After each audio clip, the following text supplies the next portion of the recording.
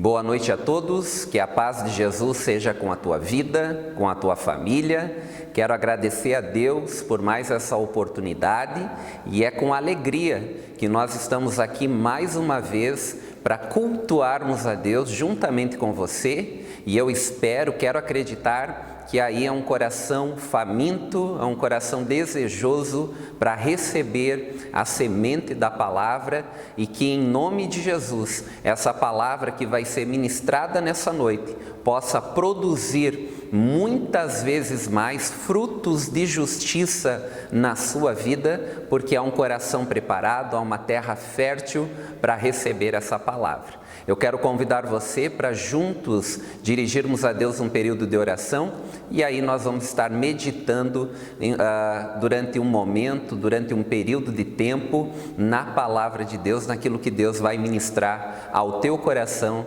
nessa noite, em nome de Jesus. Pai, nós te agradecemos por essa oportunidade de estarmos juntos aqui, por mais essa oportunidade que o Senhor nos dá para meditarmos na Tua Palavra, para cultuarmos o Teu nome. Queremos declarar que o Senhor é bem-vindo aqui, o Senhor é bem-vindo na casa, na vida de cada um dos Teus filhos, de cada um, Senhor, dos nossos irmãos e amigos que assistem esse culto, que Tu és bem-vindo em nossas vidas. Nós declaramos, Senhor, que o nosso coração está totalmente aberto e receptivo à Tua voz, à Tua palavra e que o Senhor ministre nessa noite em nossos corações, que o Senhor possa nos moldar pela Tua palavra e nos alinhar com o Teu coração em o nome de Jesus. Eu quero hoje compartilhar com vocês ou dar continuidade àquilo que há 2 semanas já nós estamos falando e nós estamos ministrando a respeito de solitude e hoje eu quero dar continuidade então a essa palavra, falando um pouquinho a respeito dessa prática, dessa disciplina espiritual e eu acredito que Deus já tem comunicado algo ao teu coração até aqui e Deus vai firmar isso de uma forma mais clara, mais forte no teu coração. Eu quero então hoje, você pode abrir a sua Bíblia no Evangelho de Lucas, capítulo 5. Hoje nós vamos falar a respeito da cura que Jesus realiza bem no início do seu ministério, quando ele curou um leproso que vai até ele, pede então para ser curado e é curado naquele momento, instantaneamente, pelo poder e pelo amor de Jesus. E eu quero meditar nesse texto com vocês. Então, se você tem sua Bíblia, deixa aberto lá. E nós já vamos estar lendo lá no capítulo 5 do Evangelho de Lucas, no versículo de número 12. Eu quero, por esse texto, estar falando então, já que está falando a respeito do leproso, falar então do leproso e a sua solidão. E o leproso é um grande exemplo de uma vida só, da solidão então que eles viviam, e que é totalmente transformado ao ter um encontro com Jesus, e também a respeito da solitude, tendo como exemplo o próprio Jesus nesse texto, quando o texto fala que ele se retirava para lugares desertos e então orava. Nós vemos nesse texto aqui 2 tipos de isolamento. Um isolamento que fala do isolamento do leproso, que era um isolamento de fora para dentro, ou seja, imposto pela sociedade, pelas pessoas, que tinha 2 motivos principais, que o primeiro era da saúde pública, que era para que eles não contaminassem as pessoas com a sua enfermidade, com a sua lepra, e também o outro motivo era um motivo religioso, porque um leproso era considerado impuro e tudo aquilo que ele tocasse, ou todas as pessoas que tocassem, eram consideradas impuros. Então, por isso eles viviam marginalizados, eles viviam fora, às margens da sociedade, eles não podiam viver então, nem mesmo com a sua própria família, enquanto não fossem declarados curados da sua lepra. Então eles viviam à margem da sociedade, discriminados, até mesmo desprezados. E esse texto nos fala de dois tipos de isolamento. Um isolamento que é negativo, representado então por esse leproso, que vivia então às margens da sociedade, que vivia num contexto totalmente sozinho, de desprezo, levando então esse tipo de isolamento, o isolamento de fora para dentro, a viver então um sentimento de desprezo, de rejeição, de exclusão, de depreciação, porque eles viviam então longe da sociedade e não poderiam ter nenhum tipo de contato. A própria Bíblia fala a respeito do leproso, que deveria colocar a mão na boca quando alguém se aproximasse dele e avisar gritando leproso, leproso, para que aquela pessoa não chegasse próxima a ele. Nós vemos que esse tipo de isolamento torna a pessoa sozinho, mesmo em meio a uma grande multidão, e também esse isolamento totalmente negativo, porque eles sofriam pelo distanciamento das pessoas. As pessoas desprezavam eles, não se aproximavam deles, tratavam eles como pessoas totalmente impuras, que não eram dignas, e também viviam longe até mesmo das pessoas que os amavam, dos seus familiares, dos seus amigos. E nós vemos também nesse texto um outro tipo de isolamento, um isolamento de dentro para fora, que fala de uma condição de coração, de um desejo de estar só para estar diante de Deus, retratado aqui por Jesus, que é totalmente um isolamento positivo. Quando o outro isolamento fala de depreciação, de exclusão, de rejeição, esse isolamento de dentro para fora fala de acolhimento, fala de pertencimento, fala de valor. É um isolamento que você toma a iniciativa para estar diante daquele que completa e preenche completamente a sua vida. É um lugar, um momento com Deus, que diferente do outro tipo de isolamento, que você se sente só, mesmo diante de uma multidão, você nesse isolamento, totalmente positivo, num lugar de solitude, você se sente acolhido, mesmo sem ter ninguém por perto. É um lugar onde você pode desfrutar da presença de Deus. Então esse é um texto que nos fala a respeito desses dois tipos de isolamento, um que leva a pessoa a ficar só, em solidão, e o outro, no exemplo de Jesus, que te leva a um lugar de plenitude por estar diante da presença de Deus. Jó é um modelo, é um exemplo para nós do primeiro tipo de isolamento, aquele isolamento negativo.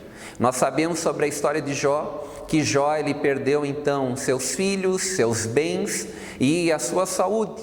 A Bíblia fala que ele teve uma enfermidade na sua pele, nós não sabemos qual de fato é, mas provavelmente era uma enfermidade que desfigurou o corpo, o rosto dele, a ponto de dizer que ele se coçava com telhas. Então era uma enfermidade na sua pele, e ele então vive esse tipo de isolamento, ele está totalmente sozinho, e ele está num lugar, quando no próprio livro dele, em Jó, capítulo 30, ele está num lugar onde ele está até mesmo sentindo a ausência de Deus, ele está perguntando aonde está Deus em tudo aquilo.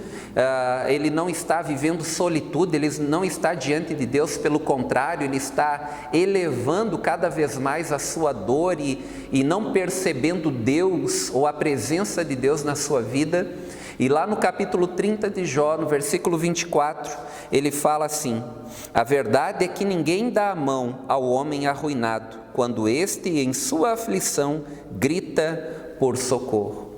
Nós vemos que Jó ele chega a um estado de isolamento de estar se sentindo completamente só, a ponto de não perceber nem mesmo a presença de Deus juntamente com ele, dizendo: olha, quando o homem está arruinado, está no fundo do poço, não há ninguém que estende a mão para ele e também não o atende quando ele grita por socorro.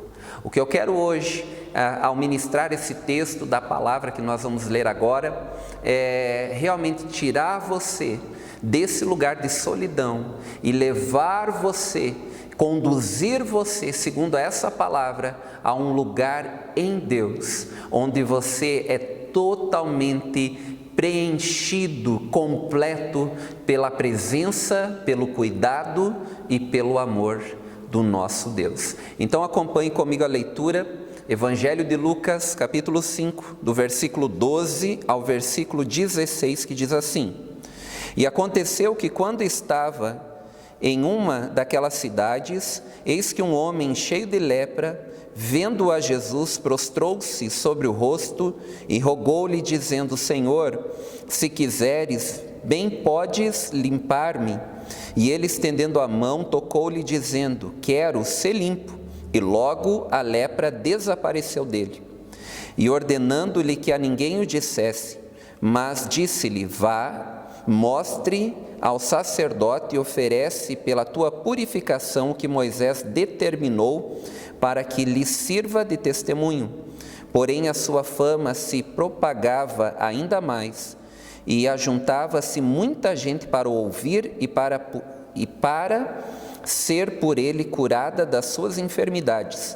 Porém ele retirava-se para lugares desertos e ali orava.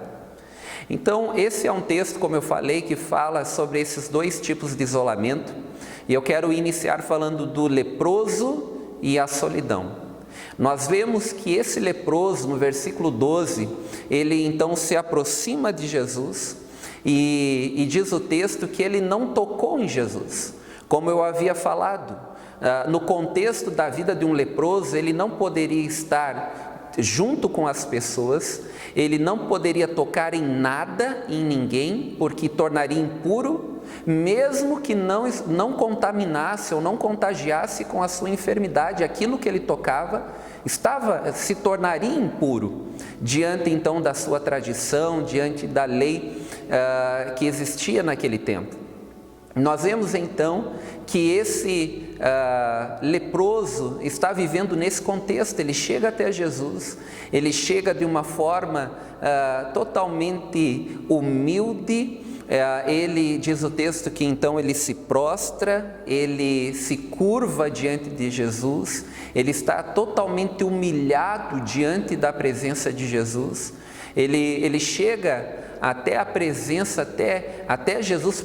Provavelmente ele já tinha ouvido falar a respeito de Jesus, e quando ele se aproxima, o texto fala que ele nem olha em Jesus, ele já se prostra sobre seu rosto, ou seja, com a sua cabeça baixa, e naquele lugar, naquela atitude de humilhação, é que ele então faz um pedido. Veja que esse homem, esse leproso, ele chega até Jesus conhecendo a sua inferioridade. Ele chega até Jesus desviando o olhar, porque ele já tinha sido treinado a desviar o olhar de todas as pessoas, porque quando ele olhava para alguém, o que ele via no olhar das pessoas a quem ele olhava era um olhar de desprezo, de depreciação. Então esse homem, por muito tempo, já havia aprendido a desviar o seu olhar das pessoas, para não sentir então esse desprezo por elas. E quando ele chega diante de Jesus, ele não olha nos olhos, não encara Jesus como alguém semelhante a ele, mas ele chega diante de Jesus totalmente humilhado, se prostra, curva a sua cabeça, diz a palavra, se coloca nesse lugar de inferioridade, de humilhação, e então ele dirige a Deus um pedido, dirige a Deus, a Jesus, uma oração. Veja que mesmo diante dessa circunstância de não poder tocar, não poder se aproximar de ninguém, quando ele ouve a respeito de Jesus, ele entende que Jesus era diferente. E faz com que ele então se aproxime de Jesus, se prostre diante de Jesus e então faça aquele pedido. E ele faz então um pedido, uma oração muito linda. Ele diz: Senhor, se quiseres, pode me limpar ou pode me curar. Veja que esse leproso, ele chega diante de Jesus e a primeira declaração que ele fala é Senhor. E quando você chega diante de Deus e declara Ele como Senhor, chama Ele como Pai, você em silêncio está revelando quem você é. Quando aquele leproso chega diante de Jesus e chama Ele de Senhor, ele está reconhecendo o senhorio de Cristo, o senhorio de Jesus. Ele está reconhecendo a soberania que há em Deus. Ele chega diante de Jesus reconhecendo quem Jesus é, Senhor, mas no silêncio dessa declaração, ele estava também declarando quem ele é diante de Jesus. Que Jesus é Senhor, que Jesus é maior, que Jesus está acima dele e de todas as coisas. Ele chega diante de Jesus e diz: Senhor, se quiseres, pode me curar. Se o Senhor quiser, o Senhor pode me purificar dessa lepra. Veja que aquele homem, aquele leproso sabia, e por isso que ele se aproxima de Jesus, que ele tinha poder para curá-lo. Aquele leproso sabia que a palavra de Jesus tem todo o poder. No entanto, quando ele chega próximo a Jesus, o que, por mais que ele soubesse que Jesus tem o poder de curá-lo, ele ora, ele pede e ele diz: se quiseres, porque ele sabia que poder Jesus tinha para curar, mas ele ainda não conhecia a vontade de Jesus. Ele queria saber se era a vontade de Jesus. Em nenhum momento ele tem dúvida de que Jesus poderia curá-lo. Ele queria conhecer a vontade de Jesus. Veja que ele está se colocando num lugar de submissão à vontade de Jesus. Ele está se colocando nesse lugar de conhecer a vontade de Deus e se submeter à vontade de Jesus. Esse é um lugar que eu e você precisamos estar. Um lugar onde nós vamos conhecer a vontade de Deus. E qual foi a resposta? Qual foi a resposta de Jesus para tudo isso? A Bíblia fala então no versículo 13, que estendendo a mão, tocou-lhe e disse: quero ser limpo. Veja que Jesus aqui responde então aquela pergunta que Jó havia falado no capítulo 30, versículo 24, que nós falamos, que quando o homem está arruinado não tem ninguém que lhe estende a mão, e quando grita por socorro ninguém lhe atende.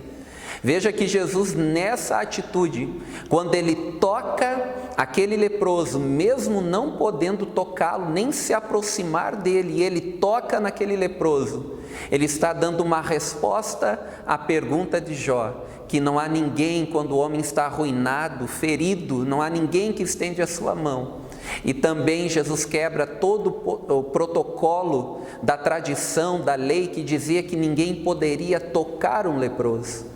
Jesus toca aquele homem, Jesus toca aquele leproso, e não só toca, mas ele diz: eu quero, seja limpo. Jesus deixa claro que ele carregava o poder para curar a enfermidade, mas também ele deixa muito claro que essa era a sua vontade.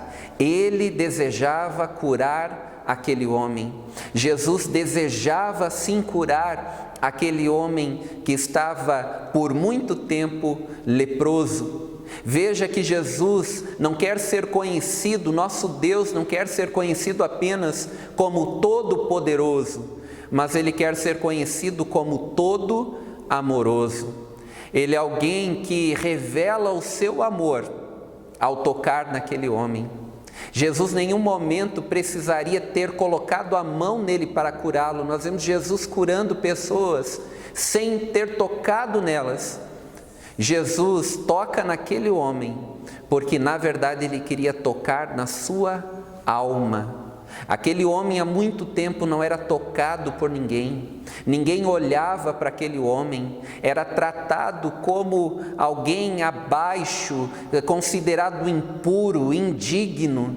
E agora Jesus dá a ele, com aquele toque, revelando que ele sim tem valor para Deus, que ele sim é importante para Deus e que sim Deus o ama. Quando Jesus toca naquele homem, encosta a sua mão naquele homem, o que ele está revelando é o seu amor. E aquele toque não é apenas no seu corpo, aquele toque toca a sua alma, porque amor envolve vontade. Aquele homem, quando ouve também, recebe aquele toque, ouve essa palavra, eu quero curá-lo.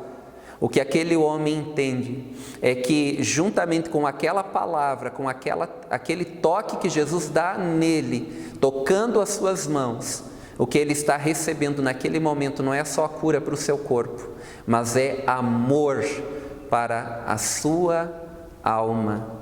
Amor para a sua alma, valor, aceitação, preço, valor. É isso que ele sente naquele momento quando está diante de Jesus. O que eu quero hoje compartilhar ao teu coração é que Jesus quer conduzir você desse lugar de solidão para um lugar na sua presença. Enquanto você está num lugar de solidão, você não entende o seu valor, você não entende, quem sabe você se sente ferido pelo desprezo das pessoas, pela ausência das pessoas, mas nesse lugar com Jesus você é completamente amado, completamente preenchido, a tua alma encontra um lugar de prazer, de aceitação na presença de Jesus. O que eu quero que você entenda hoje é que Jesus nos ensina que Ele não nos cura por causa da vontade do homem, não por causa do pedido daquele homem, mas por causa da sua vontade. Essa é a vontade de Deus, essa é a vontade de Jesus, a abençoar a minha e a sua vida, cuidar de mim e você e manifestar a sua presença e o seu amor sobre as nossas vidas. Jesus dá essa palavra. Há uma frase que eu li um dia, alguém disse que fé não é saber que Deus pode, fé é saber que Deus quer. Ele realmente quer transformar a tua vida e tirar você desse lugar de solidão e conduzir você a um lugar de plenitude nele, conhecendo o teu valor, entendendo a tua identidade e conhecendo um amor que supera, que vai além do entendimento humano. Esse leproso, ele nos deixa uma lição, que diante de Jesus, nós não precisamos nos preocupar em ser curados, mas de conhecer a sua vontade. Se quiseres, Senhor, podes me curar. Que o nosso maior desejo ao estar na presença de Jesus não seja apenas para receber os seus benefícios, mas para conhecer cada vez mais o seu coração e a vontade dele para as nossas vidas. E é interessante então que Jesus, no versículo 14, obedece à lei, diz: vai, eu não quero que você conte para ninguém que você foi curado, eu só quero que você vá até o sacerdote, você dê a oferta que a lei exige, para que ele então declare que você foi purificado e seja reintegrado então à sociedade. E aquele homem vai, e no versículo 15, provavelmente, nas entrelinhas deixa aqui que provavelmente ele não obedeceu muito a respeito de Jesus, saiu contando o milagre daquela experiência gloriosa que ele havia vivido, e então a Bíblia fala que a fama de Jesus cresceu e que muitas pessoas então procuravam Jesus para ouvi-lo e para serem curados. E aí o versículo 16 fala que, porém, Jesus retirava-se para lugares desertos e ali orava. Então esse é o momento que agora, enquanto falou até aqui da solidão daquele leproso, aqui fala de Jesus e a solitude. No entanto, quando veio toda aquela multidão para ouvir a sua palavra, para serem curadas, Jesus se retirava para lugares desertos e orava. Qual foi a reação de Jesus? A reação de Jesus foi a um lugar de solitude. A palavra diz que ele se retirou para um lugar deserto e ali ele orava. Por um lado, está falando de um isolamento do leproso, de um isolamento totalmente negativo, onde aquele leproso era obrigado a ficar sozinho. E por outro lado, fala que Jesus obriga-se a ficar sozinho. Uma condição do coração, um desejo de estar só diante de Deus, mesmo quando estava rodeado por uma multidão. A Bíblia fala no versículo 15 que então uma grande multidão estava ao seu redor, porém ele se retirou para lugares desertos. Jesus toma iniciativa, é um isolamento de dentro para fora. Ele cria esse momento, essa oportunidade para estar diante de Deus. E para encerrar essa palavra, eu quero dar a você 4 razões para que você possa desenvolver na sua vida a prática, a disciplina da solitude. A primeira razão é que a solitude vai condicionar o teu coração ao hábito da oração. O texto fala não que ele se retirou, mas que ele retirava-se. Fala de algo que é habitual, que tem continuidade. Se você ler lá no finalzinho do livro de Lucas, quando Jesus está no Getsemane, antes de ser preso e crucificado, Lucas ele fala que Jesus se retira para orar como ele costumava fazer. Veja que era um hábito na vida de Jesus. E nós vemos que a prática da solitude vai alimentar o hábito da oração na tua vida. Quando você cria esse momento, quando você permite ter esse momento, quando você abre a porta, uma oportunidade para ter esse momento, é que vai criar na tua vida o hábito da oração, de estar diante de Deus, porque a solitude condiciona o teu coração ao hábito da oração, vai condicionar o teu coração para oração, para comunhão com Deus, para intimidade com Deus.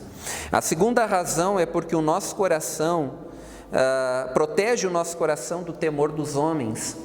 Esse texto fala que Jesus se retirava, e é interessante nós pensarmos a respeito do contexto. A Bíblia fala no versículo 15 que a fama de Jesus cresceu, se propagava, ou seja, crescia cada vez mais, e então multidões iam até ele para ouvi-lo e também para serem curadas, e Jesus se retirava para lugares desertos para orar. Veja que mesmo diante de um lugar de evidência, de um lugar onde a sua fama estava crescendo, Jesus ele se retira para orar. Porque o temor dos homens, a preocupação com relação aos homens, é uma grande cilada que vai prender a tua vida. Quando você se preocupa com o que os outros pensam, com os aplausos, com a aprovação, quando na verdade o que a nossa vida precisa viver para a glória de Deus. É mais importante agradar a Deus do que aos homens. Você não pode se colocar num lugar de ser refém da opinião do outro, do aplauso, do reconhecimento, do acolhimento das pessoas, porque você já entendeu o teu valor em Deus. Veja que Jesus ele vai orar, se retira num lugar, quando ele está vivendo um lugar de evidência, quando tudo estava dando certo na vida dele, sua fama crescia, mas a multidão, as necessidades, as pessoas, aquilo que estava acontecendo ao seu redor, não roubaram ele do Pai, da presença de Deus. O que eu quero dizer com isso é que a solitude sempre vai proteger você do temor dos homens, do aplauso, do reconhecimento, da ganância, daquilo que, quem sabe, da comparação, porque você já tem entendido o teu valor e a tua importância diante de Deus. Não são as necessidades, não são as multidões, não é ninguém e nada que vai roubá-lo da presença de Deus. Veja que muitas vezes as pessoas permitem no seu dia a dia que as atividades, que o trabalho, que as pessoas, que os amigos roubem ele de Deus, dizendo que não tem tempo para Deus. Jesus em nenhum momento permitiu que circunstância ou nenhuma pessoa roubassem ele da presença de Deus, porque ele entendia quem ele era em Deus. Então, que você possa caminhar e que a tua vida seja para a glória de Deus, que o desejo da tua vida seja glorificar a Deus. A terceira razão é que a solitude revela a agenda do nosso coração, revela quais são as nossas prioridades. Se você não tem tempo com Deus, se você não tira o teu tempo com Deus, você vai perceber que Deus não é a tua prioridade. Então a solitude, esse momento que você tira para estar diante de Deus, ele precisa estar nesse lugar de prioridade, porque ela revela a agenda do teu coração, quem é mais importante na sua vida. E por último, a quarta razão é que a única coisa, a solitude, a disciplina da solitude, é a única coisa que vai preparar você para o dia da solidão. A Bíblia fala que Jesus, quando na cruz, abandonado pelas pessoas e até mesmo por Deus, naquele momento que ele levava sobre si os pecados então de toda a humanidade, Jesus então ele exclama, ele ora, ele declara o Salmo 22:1 e diz: Deus meu, por que me abandonastes? Nós vemos que Jesus ele ora até mesmo na cruz. Jesus ele ora e declara a palavra mesmo no momento, o seu pior momento, naquele momento da cruz, onde o próprio Deus estava de costas para ele. A Bíblia fala que também ele diz: a ti entrego o meu espírito. Fala do Salmo 30. Veja que na cruz Jesus está orando e ele vive esse momento onde o próprio Deus dá as costas para ele, para que eu e você tivéssemos a oportunidade e recebêssemos a promessa de Jesus, que estaria conosco todos os dias até a consumação dos séculos. Jesus viveu, se tornou maldito em nosso lugar. Ele viveu esse momento de abandono, não só de pessoas, mas do próprio Deus, para que eu e você, pela graça, tivéssemos a oportunidade e a bênção de reconhecer Ele em todo o tempo na nossa vida. Ele declara lá em Mateus 28:20 que estaria conosco todos os dias até a consumação dos séculos. Então, a solitude vai te preparar para o momento de solidão, quando as pessoas te abandonam, no momento que não tem amigo, não tem familiar, por causa das circunstâncias da vida você está só.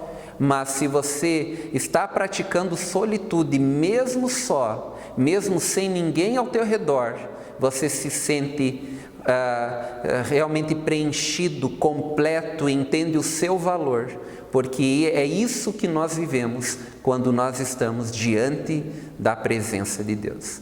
Que essa palavra tenha comunicado ao teu coração a respeito do amor que Deus tem para a tua vida e o valor que você tem diante de Deus. Quero convidar você a orarmos e que Deus possa manifestar graça sobre a sua vida. Quero orar também por você, quem sabe está enfermo, para que Deus possa realmente realizar esse milagre na sua vida, que você entenda que Deus, Ele não apenas pode te curar, mas Ele quer curar você, e essa revelação do desejo de Deus é para revelar que Ele ama você, não é porque você merece isso, mas é porque Ele ama você. Ele é amor e Ele quer derramar esse amor sobre a sua vida. Que no nome de Jesus, Deus te tire desse lugar hoje de solidão e conduza você a um lugar de plenitude na presença dEle. Pai, em nome de Jesus, eu me coloco, Senhor, na Tua presença nesse momento, juntamente, Senhor, com os nossos irmãos e nossos amigos, e eu quero orar, Pai, nesse momento, para que a Tua presença, Senhor, seja uma realidade na vida e no coração dos teus filhos nesse momento. Eu oro, Pai, que mediante essa palavra, o Senhor possa conduzir os teus filhos de um lugar de solidão para um lugar de preenchimento, de plenitude na tua presença. Eu oro, Pai, no nome de Jesus, para que o teu amor seja derramado pelo teu Espírito no coração de cada um dos teus filhos, Senhor, nesse momento. Que essa casa, que essa vida seja completamente, Senhor, preenchida pelo teu amor, que possa transbordar do teu amor. Eu oro, Pai, nesse momento também, por cada pessoa que está enferma, que o Senhor possa trazer cura para o corpo, independente da enfermidade. Nós cremos, Senhor, não somente que o Senhor pode, mas que o Senhor quer, e que mediante a tua vontade, o teu poder, que o Senhor possa trazer cura ao teu filho, à tua filha nesse momento, que o corpo seja curado, que a alma seja curada agora, por causa do teu amor que é derramado pelo teu Espírito, que todo medo, Senhor, dê lugar agora ao teu amor, no nome de Jesus. Eu oro, Pai, para que os teus filhos possam viver um tempo de graça e de provar, Pai, da tua bondade e do teu amor, Senhor, que em nome de Jesus, Senhor, a tua presença possa inundar o coração de cada um dos teus filhos, Senhor, e que os teus filhos sejam conduzidos a um lugar de fé e de plenitude na tua presença, Pai. Que no nome de Jesus também, Senhor, os teus filhos possam entender o seu devido valor por estar na tua presença, reconhecendo quem tu és e entendendo quem eles são em ti, Pai. Eu abençoo os teus filhos, assim como abençoo também a sua casa, como abençoo a sua semana, e peço sobre eles, Pai, que eles possam crescer na tua presença, Senhor, e no conhecimento do Senhor, em o nome de Jesus. Um grande abraço. Deus abençoe a sua vida, Deus abençoe a sua família, Deus abençoe a sua semana. Até a semana que vem.